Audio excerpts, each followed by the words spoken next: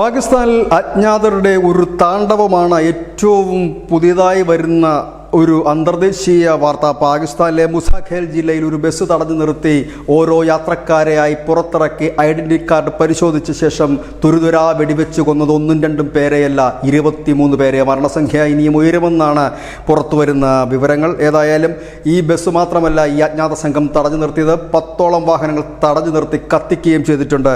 ഇതിൻ്റെ പിന്നിൽ ആരാണ് എന്നുള്ളത് ഇതുവരെ പുറത്ത് വന്നിട്ടില്ല. അതിൻ്റെ അന്വേഷണം നടക്കുകയാണെന്നാണ് പാക് ഭരണകൂടം പറയുന്നത്. വലിയ ഞെട്ടൽ തന്നെയാണ് പാകിസ്ഥാനിൽ ഉണ്ടാക്കിയിരിക്കുന്നത്.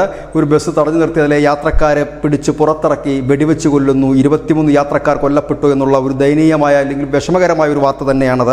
ഏതായാലും അജ്ഞാത സംഘമാണ് ഇതിന് പിന്നിലെന്ന് മാത്രമാണ് പാക് ഭരണകൂടം പറയുന്നത്.